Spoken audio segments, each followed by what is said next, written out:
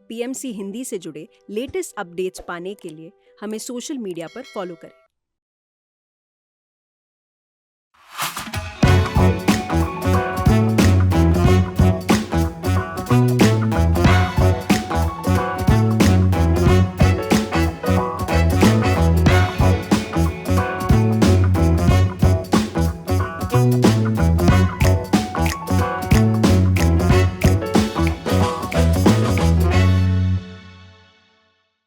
एक अच्छे रिश्ते की पहचान यही है कि इसमें हम अपने पार्टनर से अपने दिल की हर बात शेयर करते हैं। हमारे जीवन में जो भी हो रहा होता है वह हम एक दूसरे को बताते हैं।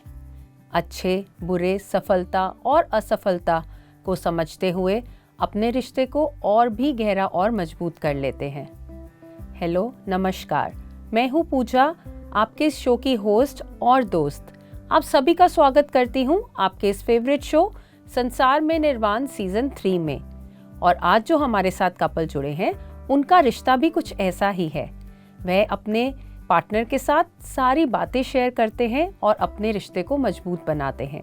तो चलिए मिलकर स्वागत करते हैं सोनिया और संजीव बंसल जी का। नमस्कार संजीव जी। नमस्कार सोनिया जी। आप दोनों का बहुत बहुत स्वागत है। तो चलिए इस शो की शुरुआत करते हैं आप दोनों के इंट्रोडक्शन से।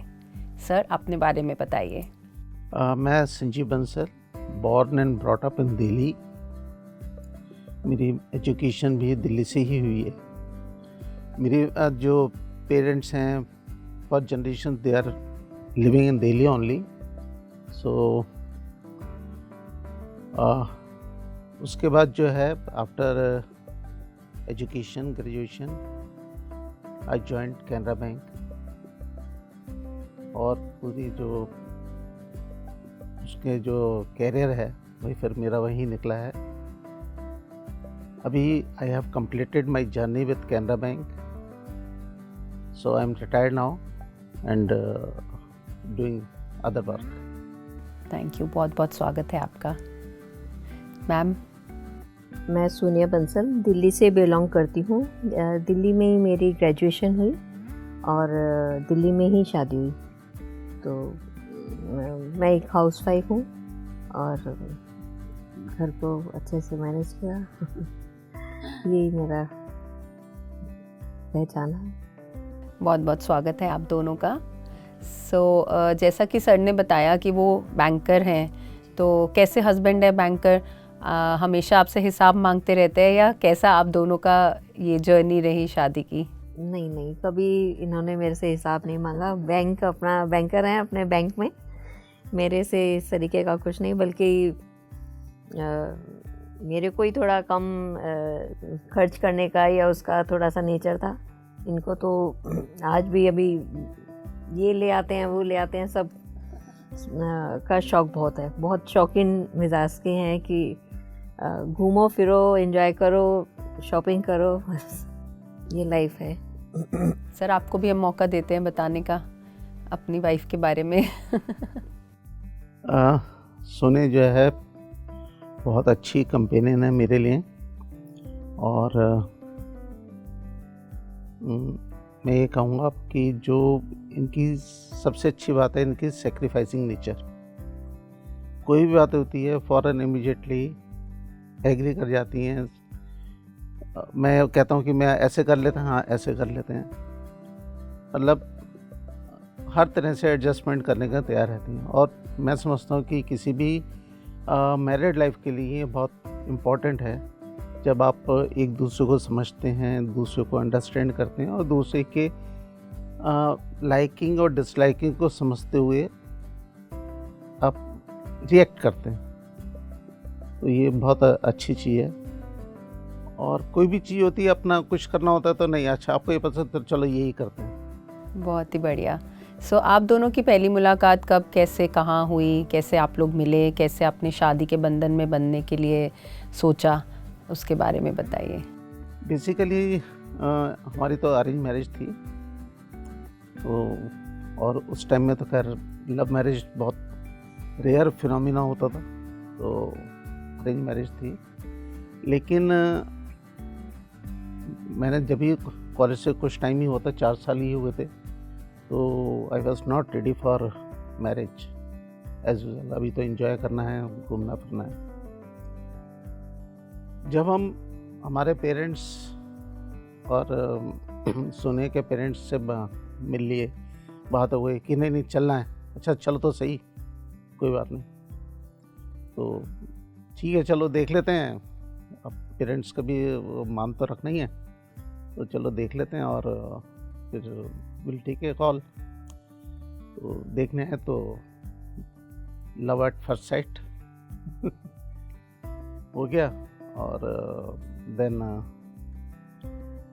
उसके बाद फिर हम शादी के बंधन में बंध गए। Very nice. तो मैम आप भी बताइए कि आपकी तरफ से क्या पूरी स्टोरी चल रही थी। मेरा भी सेम केस था कि मेरी बड़ी सिस्टर की शादी को अभी कुछ ही टाइम हुआ था कि उसके बाद ही इनके फादर और मेरी सिस्टर के जो फादर इन लॉ थे और इनके मौसा जी, वो एक उनका वो था ग्रुप था।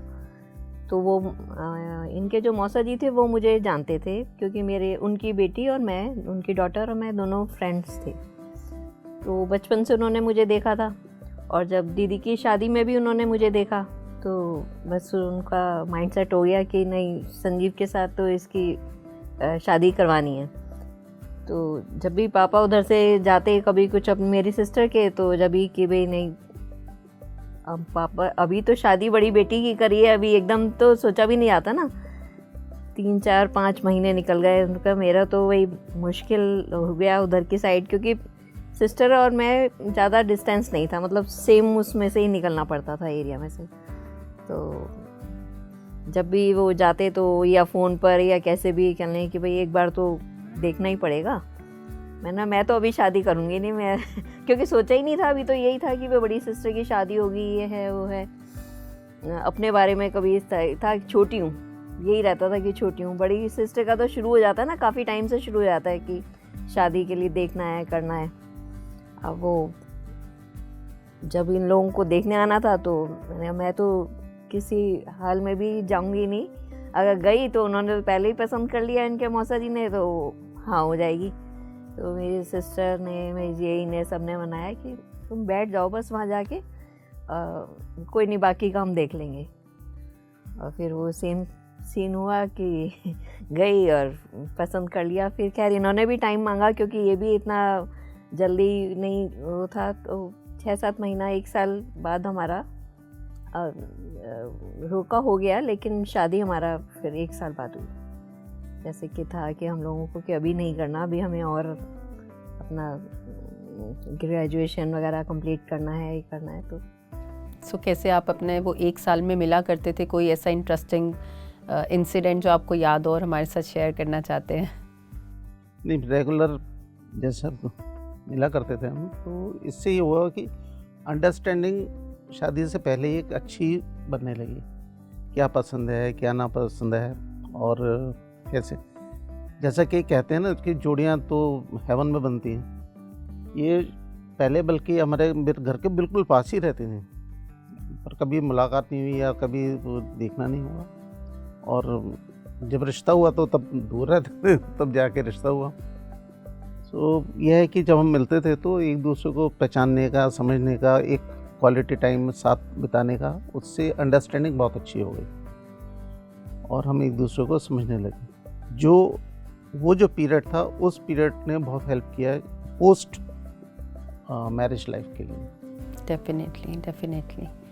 सो आप दोनों हमें अब ये बताइए कि आपकी ये स्पिरिचुअल जर्नी, जो अध्यात्म की जर्नी है, वो कैसे शुरू हुई? आप लोग कैसे अध्यात्म में आए और कैसे आप चीज़ें पहले हैंडल किया करते थे अपने आप में? आपको स्पिरिचुअलिटी, अध्यात्म में आने के बाद कैसा अपने आप में चेंज महसूस हुआ, उस बारे में थोड़ा सा हमारे दर्शकों को बताइए।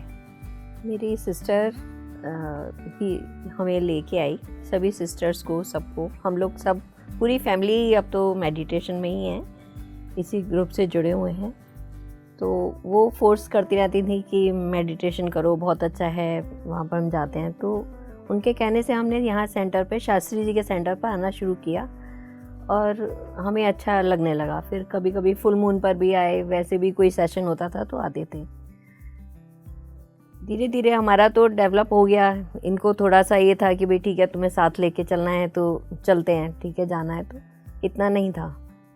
लेकिन जब यहाँ आकर देखा और शास्त्री जी की फैमिली को देखा, वसंता मैम हैं, बच्चे हैं, कि भाई किस तरीके से वो डिवोटेड हैं, और मतलब एक एटमॉस्फेयर ही अलग था कि कोई किसी तरीके का कोई लालच नहीं है, कुछ नहीं है, वो सेवा में लगे हुए हैं। और कितना मतलब एकदम बहुत अच्छा सा काम एंड क्वाइट हमें सारा वो लगता था।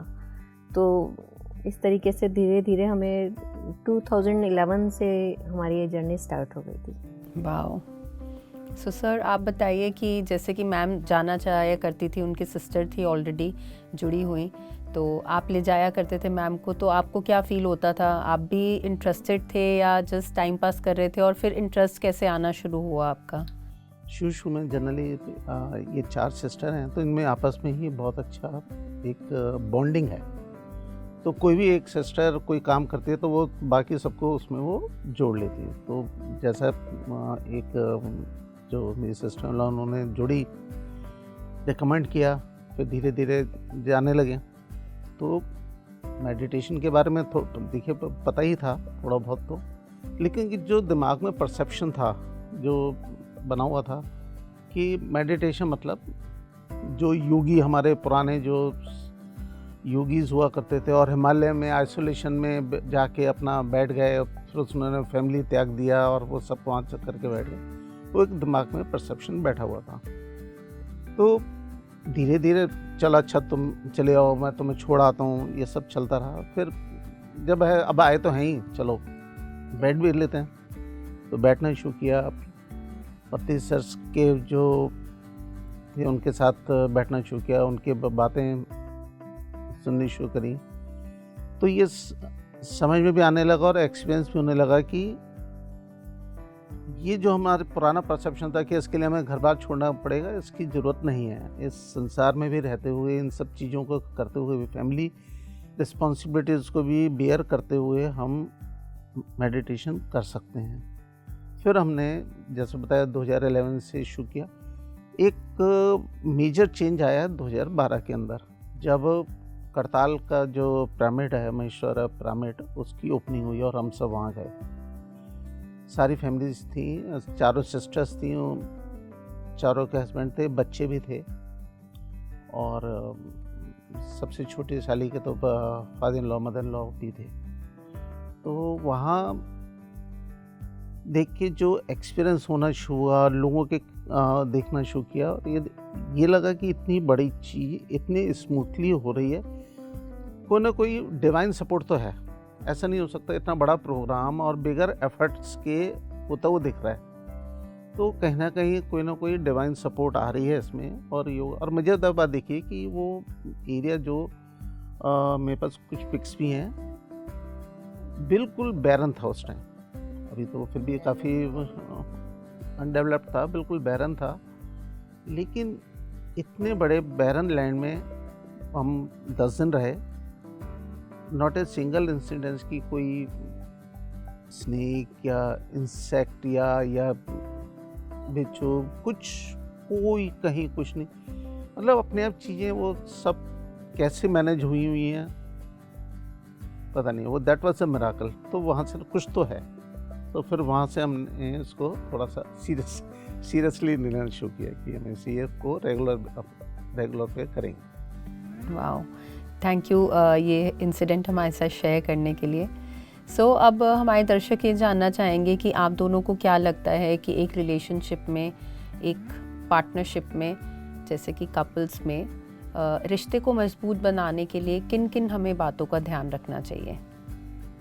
तो अंडरस्टैंडिंग है, आपस में अंडरस्टैंडिंग होनी चाहिए, सपोर्टिव नेचर होनी चाहिए। तो कभी भी किसी भी बात को ये कहते थे तो मेरा पूरा सपोर्ट रहता था। मैंने कुछ कहा तो इनका भी पूरा सपोर्ट रहता था। कभी कहीं जाना है या कुछ भी है तो किसी चीज़ के लिए कभी ये नहीं था कि सपोर्ट नहीं किया। जॉइंट फैमिली थी उधर से कभी भी कुछ ऐसा होता था तब भी इनका सपोर्ट पूरा रहता था, तो उससे मेरे को काफ़ी हिम्मत बनी रहती थी कि भाई ठीक है, कोई बात नहीं, ये तो मेरे साथ हैं। तो मेन तो यही है कि अंडरस्टैंडिंग होनी चाहिए आपस में और सपोर्टिव नेचर होनी चाहिए। एक और सबसे बड़ी बात अच्छी बात जो है सुने की, वो ये है कि वो कभी भी किसी भी चीज़ की डिमांड नहीं करती। मैं अपने आप, कई बार होता है कि अच्छा ये कर लो, अच्छा ठीक है। डिमांड की ज़रूरत नहीं पड़ी एक्चुअली। मेरे को एक याद आता है कि समवेयर इन 98, क्योंकि बैंक के अंदर ना हर लेवल पे आपको बाहर भेज देते हैं, तो 98 में मेरे को आगरा की पोस्टिंग मिली थी। अच्छा, बच्चे इतने छोटे थे कि उनको ले जाना पॉसिबल नहीं था, तो फिर मैं सुने हम यहीं दिल्ली रहे हैं बच्चों के साथ, और हालांकि हमारी जॉइंट फैमिली थी तो पेरेंटल सपोर्ट था यहाँ पे, लेकिन ये है कि वहाँ जा रहे हैं, अकेले हैं, तो मैं जा रहा हूँ जैसे, तो हर चीज़ का लिस्ट बना के कर दिया। खाना को खुद कुक करना है तो वो पूरा जॉट डाउन कर दिया एक एक चीज़ की, ये ऐसे बनेगा, ऐसे बनेगा, ऐसे बनेगा। और जो चीज़ मैं लेके जा रहा हूँ यहाँ पे दिल्ली में नहीं है तो नहीं सही। टीवी है फॉर एग्जांपल, एक ही टीवी होता था उस टाइम, तो लिमिटेड रिसोर्सेज होते थे। नहीं, आप टीवी ले जाओ, अकेले रहोगे, विदाउट कि भाई यहाँ भी मैं भी अकेली रहूँगी और टीवी की जरूरत पड़ेगी, तो नहीं, वो तो इस मामले में बहुत ही सेक्रीफाइसिंग नेचर और बहुत अच्छी नेचर, और यही कारण है कि जो है इतनी लंबी जर्नी और हम इतना स्मूथ से और प्यार से चल रहे हैं। बहुत ही खूब। सो दर्शकों, देखा कितनी ही पॉजिटिव वाइब्स हैं और कितनी ही पीसफुल वाइब्स हैं आज हमारे साथ जो कपल जुड़े हैं उनकी। तो जैसे कि आजकल हम देख रहे हैं कि रिश्ते बहुत जल्दी ही टूट जाते हैं, बहुत नाजुक रिश्ते हो गए हैं, तो आप क्या कपल्स को एडवाइस देंगे? कौन सी ऐसी बातें हैं जिसका ध्यान कपल्स को रखना चाहिए ताकि वो अपने रिश्ते को और भी मजबूत और परफेक्ट बना सकें? देखिए, मेरा मानना है कि जो भी लड़की है मैरिज के बाद एक अपना घर छोड़ के आई है।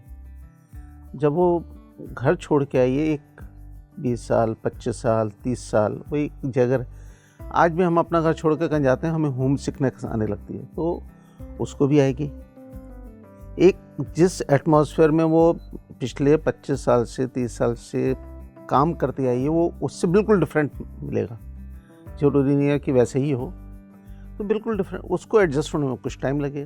तो उस टाइम हर हस्बैंड का या उसकी फैमिली का रोल बहुत इम्पॉर्टेंट होता है कि वो जो लड़की है उसको सपोर्ट दे। अगर सपोर्ट अच्छे से कर रहे हैं तो लड़की नेचुरली उसमें अपने आप को ढालेगी और फिर आपकी जर्नी स्मूथ रहेगी। लेकिन टाइम देना पड़ेगा शुरू में, वो टाइम 1 साल भी हो सकता है, 2 साल, 3 साल, डिपेंड। बिल्कुल। मैम, एक तो मैं कहूँगी कि सहनशीलता बहुत ज़रूरी है एक अच्छी कपल में, एक अच्छे मैरिड लाइफ में, कि थोड़ा सा आप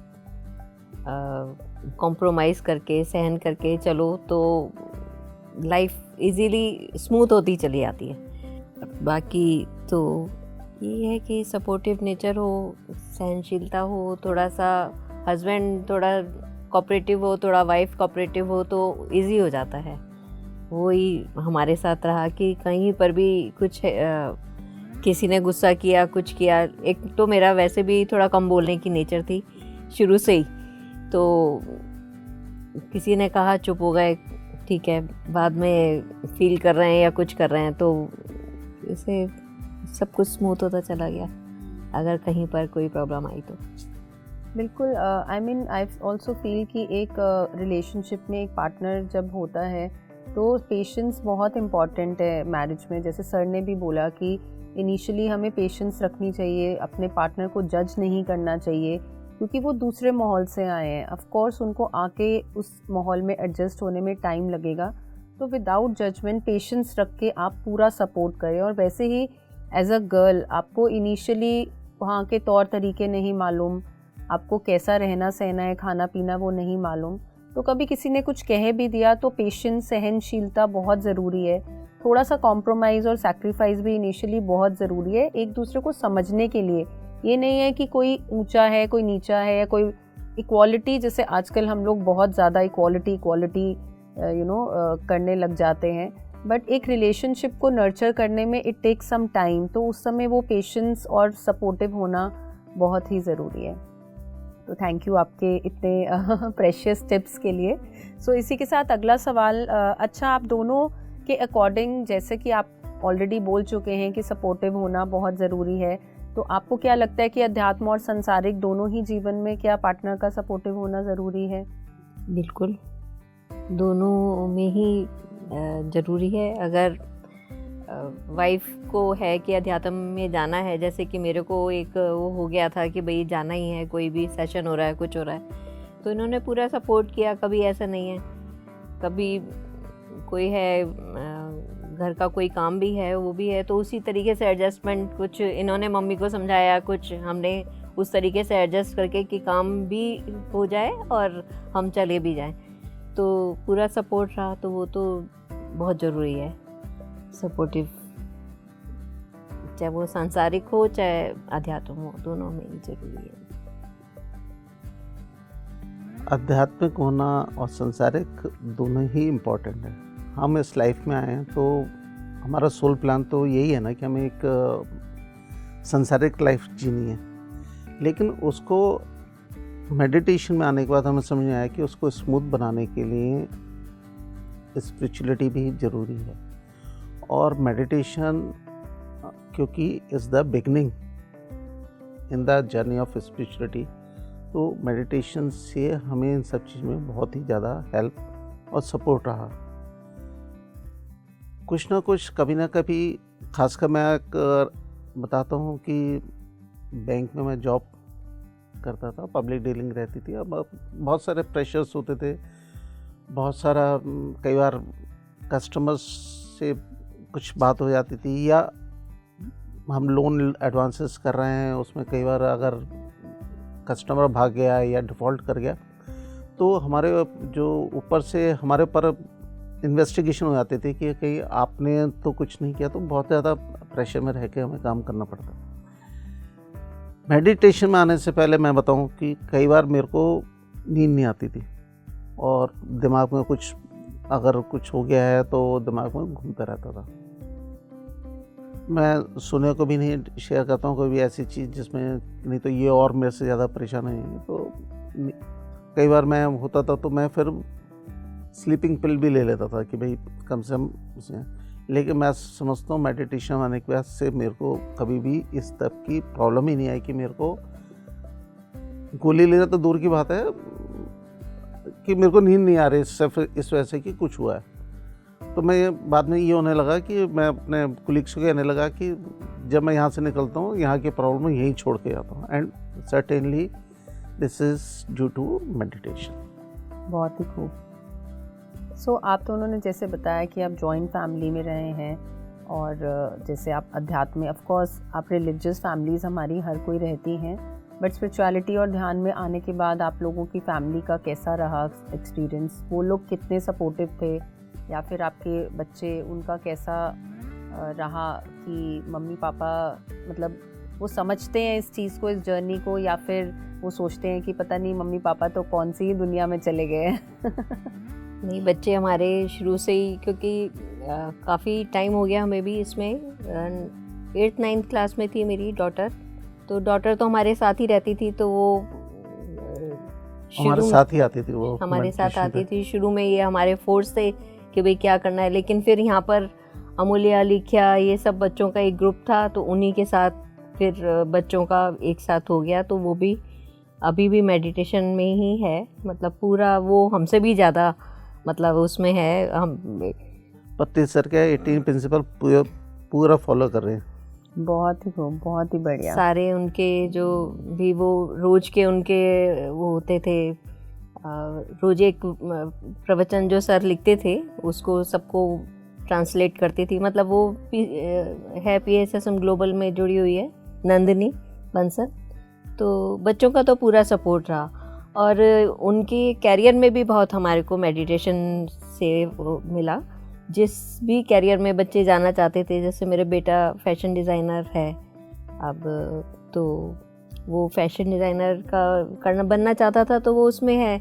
नंदिनी जो है वो ग्राफिक डिज़ाइनर का उस था, मेरे को कॉलेज ऑफ आर्ट में ही एडमिशन लेना और किसी कॉलेज में मुझे लेना ही नहीं है।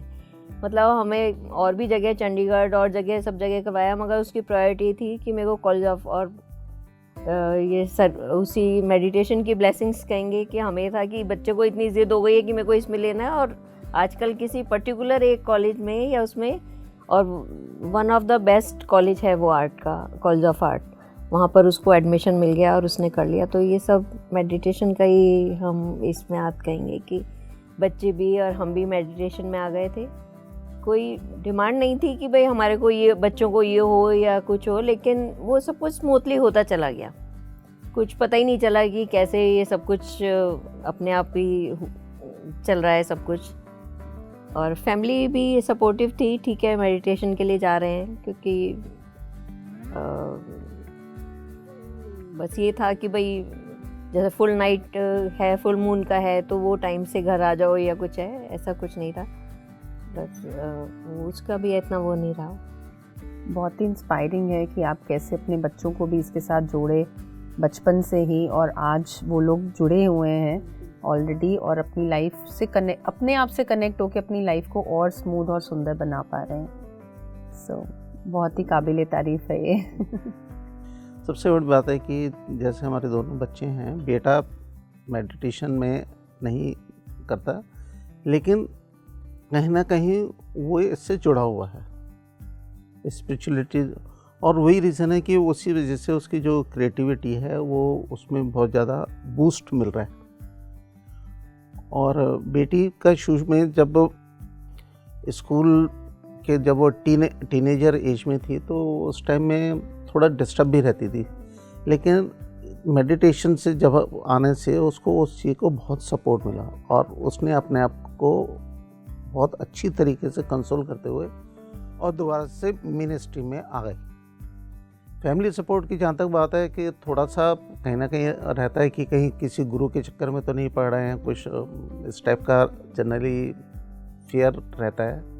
और तो उस चीज़ को हमने कुछ इनिशियली जिस उसमें पीरियड में मैनेज किया, और बाद में फिर उन्हें भी अंडरस्टैंड आने लगा, समझ गए कि वो क्या है।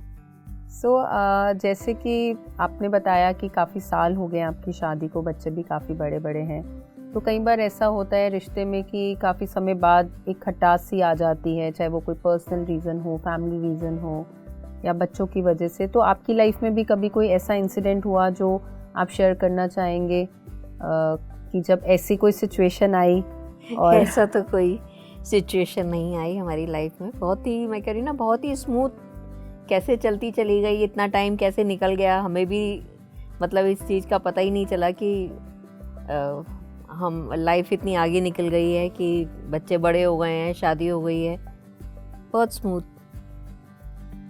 रहा सब कुछ। सब जो है अपने आप ही सब होता चला गया, और एक्चुअली वी एंजॉयड, हमने अपने लाइफ को, मैरिड लाइफ को बहुत एंजॉय किया भी है और कर भी रहे हैं।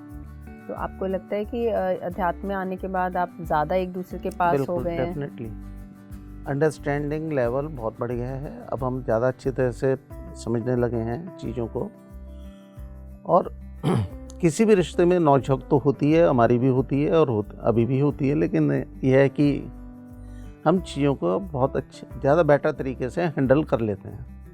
तो चलिए लेकर चलते हैं उन्हें अपने नेक्स्ट सेगमेंट में, जिसका नाम है यादों की बारात।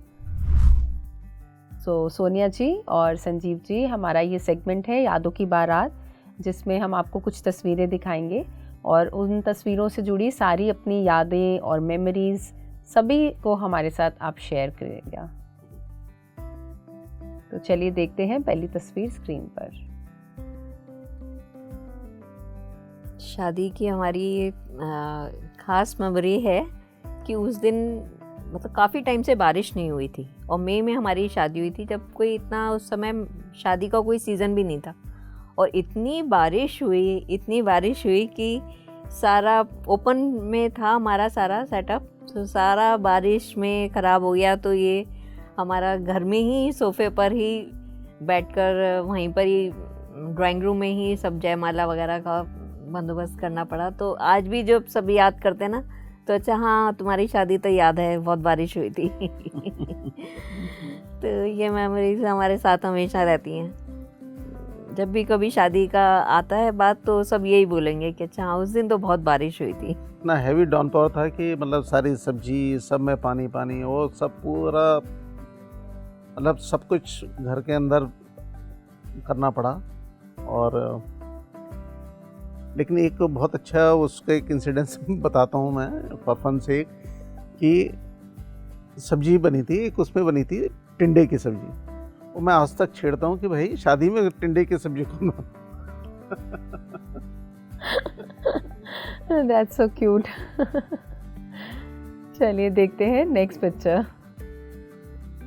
ये पिक्चर जो है 2012 में हम करताल गए थे। करताल जो पिरामिड है उसकी ओपनिंग हुई थी, तो वहाँ हम सब गए थे और हमने बहुत एंजॉय किया। जैसे मैंने पहले भी बताया था कि जो वहाँ से एक इंट्यूशन हुआ मेडिटेशन में करने का, और मतलब इसको सीरियसली लेने का। अभी तक तो ये था कि चलो ऐसे बुलाया है चलो चले आते हैं, बट उसको फिर उसकी जो इम्पोर्टेंस है या उसकी जो अहमियत है लाइफ में, वो एक रियलाइजेशन जो है वहाँ जाके हमें हुआ था। और बहुत बड़ा मैसिव पिरामिड है, उसमें जो इवन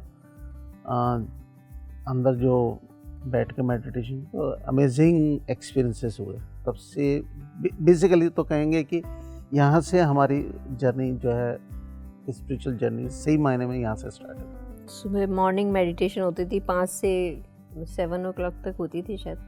तो मतलब कैसे हम लोगों को टेंट में हम लोग रह रहे हैं, मतलब ये दिल्ली वाले लोगों को तो ये सब का थोड़ा सा एक्सपीरियंस कम ही होता है, मगर उसमें हम कैसे फटाफट तैयार होके नहा धो के और बस पहुंचना है पंडाल में, 5 बजे हमें जाना ही जाना है। तो बहुत ही मतलब बढ़िया। और जगह की इतनी एनर्जी कि 5 बजे उठ रहे हैं हम, रात को 10-11 बजे सो रहे हैं, 5 बजे उठ रहे हैं, मतलब आलस नाम का चीज़ नहीं है। एनर्जी लेवल ही अपना एक अलग लेवल का एनर्जी लेवल था। और फिर पूरा ग्रुप था, सब सिस्टर्स थी, सब थे, तो एंजॉय भी खूब किया, बहुत एंजॉय किया हम लोगों ने वहाँ पर। बिल्कुल सब, क्योंकि लाइक माइंडेड माहौल होता है और सबका एक ही गोल है कि आपको ध्यान करना है और अपने आप से जुड़ना है, तो ऑफ कोर्स उस जगह की एनर्जी और वाइब्स बहुत ही हाई होती हैं। सो चलिए देखते हैं नेक्स्ट पिक्चर। हम लोग लद्दाख गए थे जब मेडिटेशन का ये सर के साथ ही गए थे लद्दाख, तब वहाँ फिर हम लोग घूमने के लिए नुब्रा वैली चले गए थे। वहाँ की ये फ़ोटो है, खूब फन किया। मतलब मेडिटेशन में ये कि हम सब उसमें सब ग्रुप में जाते भी हैं, वहाँ ध्यान भी होता है, एंजॉय भी करते हैं। कोई ये भी नहीं है कि कोई सीरियस माहौल है या कुछ है, सब तरीके का एटमॉस्फेयर हमें मिलता है, तो अलग ही एंजॉयमेंट रहती है।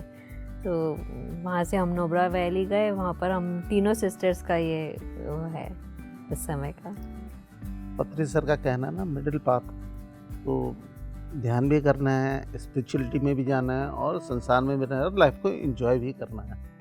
तो ये उसका एग्जांपल है कि वहाँ पे जो लद्दाख में पिरामिड ले में जो पिरामिड इनॉग्रेशन हुआ था उसमें गए थे। पेंगोंग लेक की तो शायद नहीं इसमें, वो भी एक इंसिडेंट था कि जब हमारा पेंगोंग लेक पर हम लोग गए सब, उसके बाद वहाँ पर लैंडस्लाइड हो गया था। हमारी उस सेम डे थी फ्लाइट, नेक्स्ट डे थी। तो ये था कि अगर हम यहाँ फंस गए तो कैसे क्या होगा। तो सबने जो है सबने मेडिटेशन किया बस के अंदर ही। तो कैसे वो रास्ता एकदम क्लियर होता चला गया और हमारा बस एकदम स्मूथली निकल गई, जो कि हम सब घबरा रहे थे क्या होगा, फ्लाइट कैंसिल हो जाएगी, क्या होगा, लैंडस्लाइड हो रहा है। ट्रैवलर वाला था ड्राइवर, उसने बोला कि आगे तो रिपोर्ट तो यही है कि लैंडस्लाइड से बंद हो चुका है रास्ता, दूसरा रास्ते से पहुंचेंगे तो कल दोपहर तक पहुंचेंगे। तो हमें तो सुबह 6 बजे की फ्लाइट थी, तो अच्छा सीज़न का टाइम था, तो फ्लाइट दूसरी मिलने का मतलब ही नहीं, फुल चल रही थी फ्लाइटें।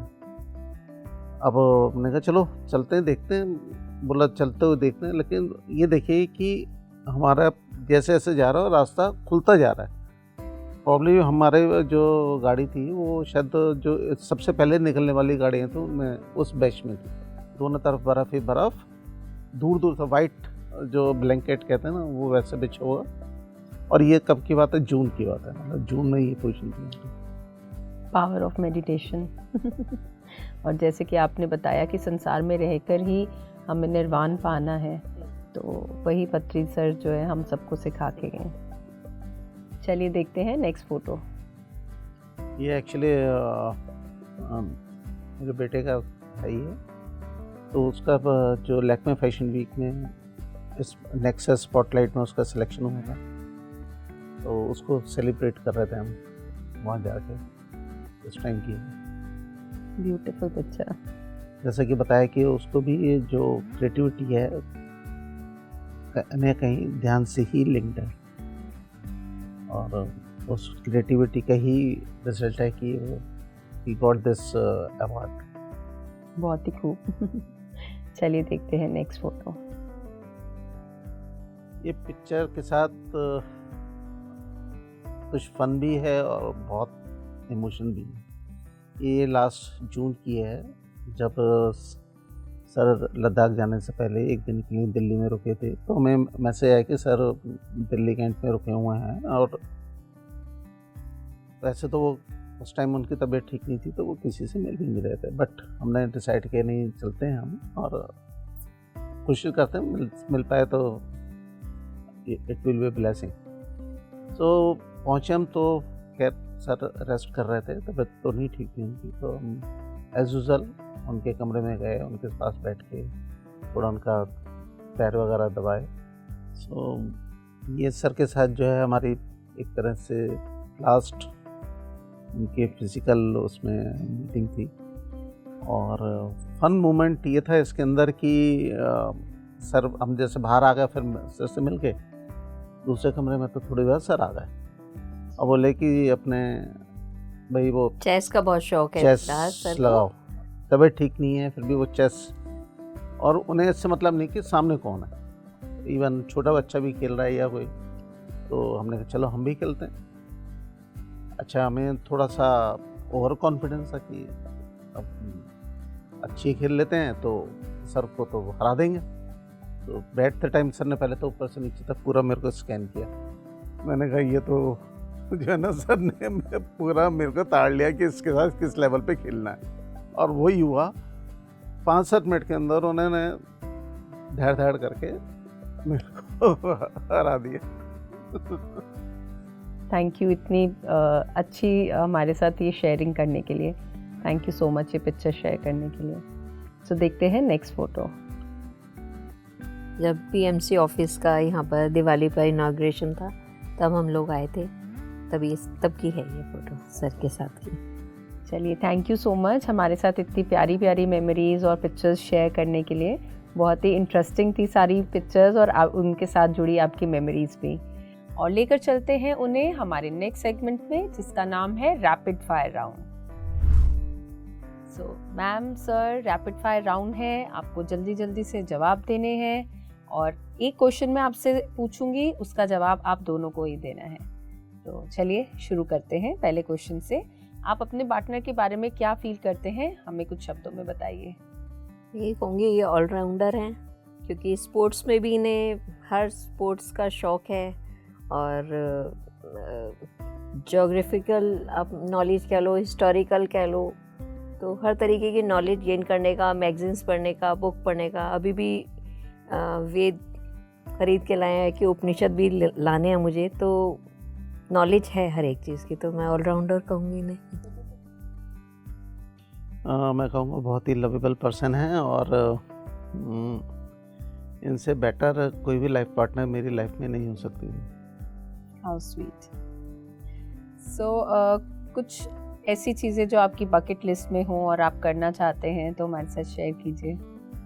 हमें एक तरह से we are thankful to our God कि भैया में इनफैक्ट सब कुछ दिया है, ऐसी कोई डिज़ायर नहीं है, लेकिन ये लाइफ है तो अब है तो उसमें कुछ ना कुछ करते रहना है।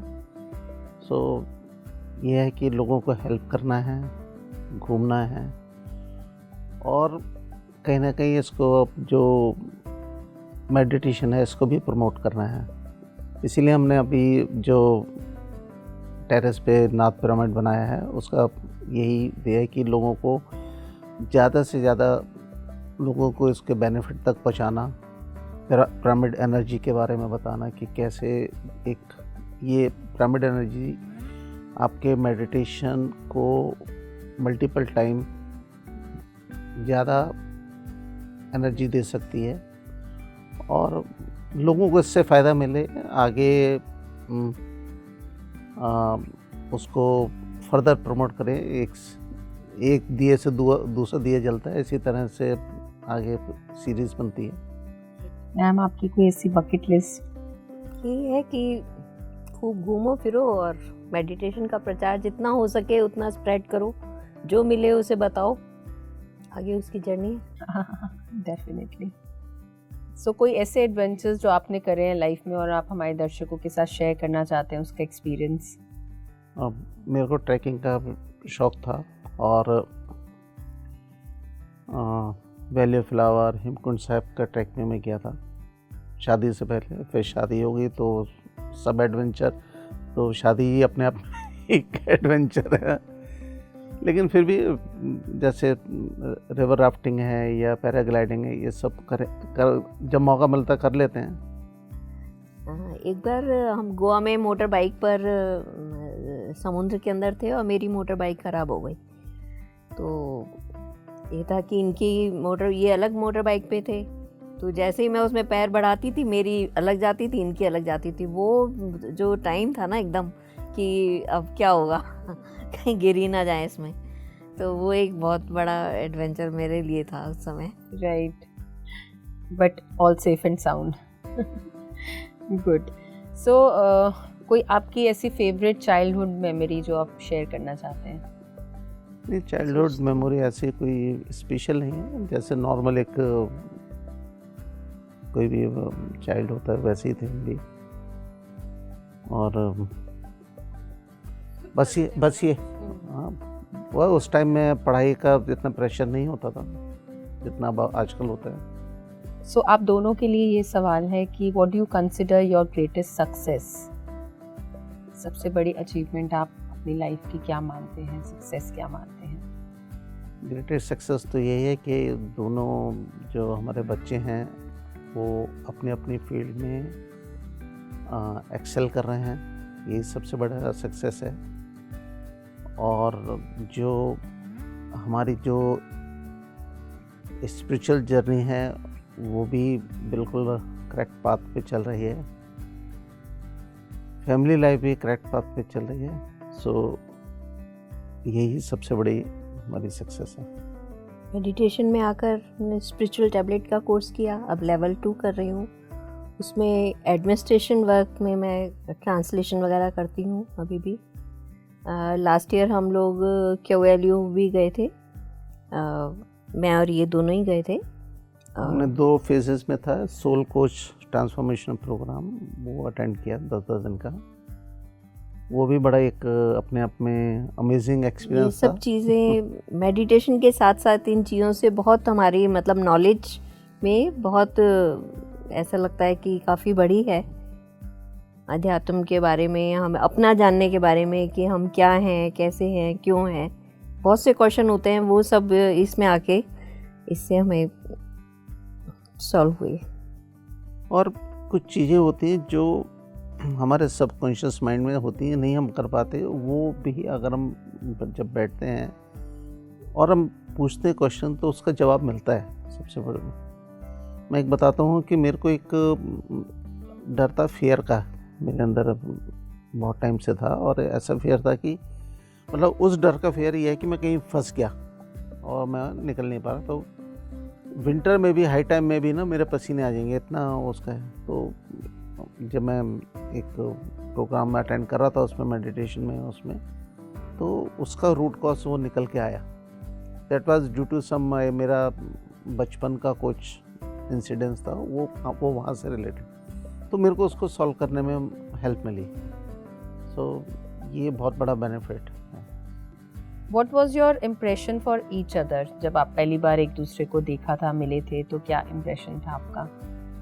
मेरे को तो जो हिट किया था वो इनकी स्माइल थी, क्योंकि मैं तो बैठने के लिए भी तैयार नहीं थी, और जब बैठा धीरे धीरे निगाह ऊपर उठाई तो स्माइल तक ही जाके रुक गई, और बस उससे ही मेरे को थोड़ा सा ठीक लगा, तो वही हिट किया। तो जब वो हमें एक दूसरे कमरे में भेज दिया बातें करने के लिए, वहाँ हमने बातें करी, तो वहाँ फिर मेरे को कहीं ना कहीं इस बात का रियलाइज़ हुआ कि she can be a good partner, life partner. लेकिन तब एकदम नहीं था, आई टुक माई टाइम। फिर धीरे धीरे इस बात का एहसास हुआ कि हाँ, यही मेरी ज़िंदगी के लिए यही सही है, तो फिर हम आगे उसमें फिर बढ़े। राइट। सो एक ऐसी बात बताइए जिससे आप अपने पार्टनर को थैंक यू बोलना चाहते हैं। सपोर्टिव नेचर के लिए, लवेबल पर्सन है, हमेशा ध्यान रखा हर एक बात का, तो उसके लिए मैं थैंक यू बोलना चाहूँगी कि हर एक बात में सपोर्ट किया हमेशा। और मेरा मानना है कि दो लाइफ पार्टनर दो सोल हैं, और जब वो मिलते हैं तो मिलने के बाद जो एक जर्नी चलती है उनकी, वो जर्नी हेल भी हो सकती है और हेवन भी हो सकती है। तो ये दोनों के ही हाथ में होता है कि वो उसको क्या बनाना चाहते हैं। तो मैं थैंक यू कहना चाहूँगा मेरी लाइफ को हेवन बनाने के लिए। सो आप दोनों का सबसे बड़ा सबक जो अध्यात्म में आने के बाद आपने सीखा? एक तो सर जो कहते हैं कि सोच समझ कर बोलना चाहिए, तो वो एक बहुत अच्छे से हमें समझ में आ गया कि कोई भी बात कहने से पहले हमें 2 बार सोचना चाहिए, फिर बोलना चाहिए। तो एक तो सबसे बड़ा सबक तो यही है। दूसरा, जो भी काम करो वो ध्यान से करो। ध्यान का मतलब ही है कि ध्यान से करो, तो वो भी है कि अब जो भी कुछ भी कर रहे हो तो ये रहता है कि पूरा इसमें डिवोट हो के करो। ये नहीं है कि काम कुछ है और सोच कहीं और रहे हैं। तो यही 2 सबक कही है कि इसमें आके हमने सीखा। ध्यान में आने के बाद जो मैंने एक चीज़ सीखी वो है पेशेंस। जो कई बार मैं पहले रेस्टलेस हो जाता था, वो ध्यान में आने के बाद पेशेंस रखना सीखा, और उस चीज़ ने मेरे को बहुत बेनिफिट भी दिया। सो आप दोनों को ध्यान है कि पहला गिफ्ट आपने एक दूसरे को कौन सा दिया था? मेरे को तो डायमंड टॉप्स दिए थे इन्होंने, इयररिंग्स। मैंने क्या दिया था? Hand woven sweater. Oh nice. अपने हाथ से बना के। वो मेरा फर्स्ट और लास्ट था, क्योंकि मेरे को निटिंग आती नहीं है। लेकिन जब एक ट्रेंड भी था शायद कि हस्बैंड को स्वेटर बना के देते हैं, तो मम्मी से हेल्प ले लेके मैंने वो निटिंग किया था। That's so sweet. सो हमारा आखिरी प्रश्न था इस राउंड का, और इसके साथ हमारा रैपिड फायर राउंड खत्म होता है। चलिए लेकर चलते हैं आपको हमारे नेक्स्ट सेगमेंट में, जिसका नाम है हिम और हर राउंड। तो चलिए, ये आप दोनों के पास प्लग कार्ड्स हैं। मैं कुछ सवाल पूछूंगी, अगर उन सवाल का जवाब आपको लगता है कि आपके लिए है तो आप अपनी तरफ इशारा करेंगे, और अगर आपके पार्टनर के लिए है तो आप अपने पार्टनर की तरफ इशारा करेंगे। तो बहुत ही मज़ेदार राउंड है। चलिए शुरू करते हैं। पहला सवाल आप दोनों से कि एक इमोशनल मूवी देखकर कौन आप में से दोनों में से ज़्यादा इमोशनल हो जाता है? ओके, दोनों इमोशनल हो जाते हैं। आप दोनों में से कौन एक बार में फ़ोन कभी नहीं उठाता? ओके। आप दोनों में से गुस्सा किससे ज़्यादा आता है? मेरे को। इन्हें गुस्सा ज़्यादा आता है। लेकिन अब मेडिटेशन के बाद काफ़ी फ़र्क पड़ गया है उसमें। ओके, सो आप दोनों में से ज़्यादा शांत कौन है? Of course ma'am. आप दोनों में से घूमना फिरना किसको ज़्यादा पसंद है? ये तो अभी कहो तो अभी सूटकेस लेके चल देंगे। That's so sweet. आप दोनों में से कौन ज़्यादा बोलता है? So आप दोनों के लिए एक डायलॉग है, और मैं आप दोनों को ही एक डिफरेंट डायलॉग दूंगी और वो एक मूवी से लिया गया है, तो आपको वो डायलॉग हमें बोलकर सुनाना है। तो मैम आपके लिए पहले, कोई प्यार करे तो तुमसे करे, तुम जैसे हो वैसे करे, कोई तुमको बदल कर प्यार करे तो वो प्यार नहीं सौदा है। कोई प्यार करे तो तुमसे करे, कोई बदल कर करे तो क्या करे, तो वो प्यार नहीं वो सौदा है। Right sir? Right. So sweet. Sir आपके लिए, अरे ओ बाबू मोशाए, हम सब रंगमंच की कठपुतलियां हैं जिनकी डोर ऊपर वाले की उंगलियों से बंधी हुई है, कब कौन उठेगा कोई नहीं बता सकता।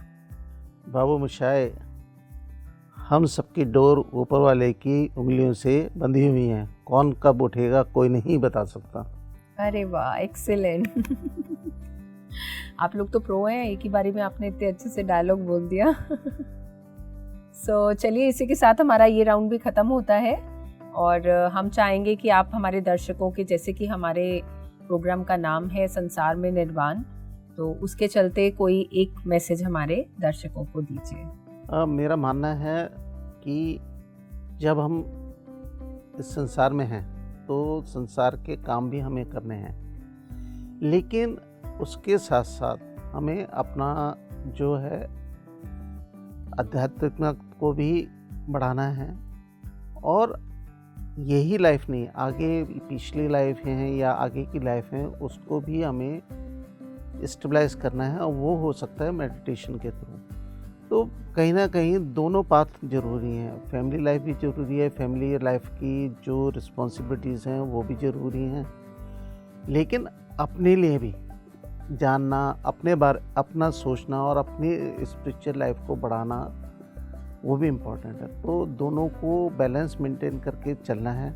और ये भी नहीं कि मेडिटेशन करने में हम बिल्कुल बाकी सब लाइफ को छोड़ दें, चीज़ों को छोड़ दें, वो सब भी इम्पोर्टेंट है। और साइमल्टेनियसली स्पिरिचुअलिटी भी इक्वली इम्पोर्टेंट है। तो दोनों में बैलेंस बना के चलना है, और एक सबके लिए और एक अपने लिए।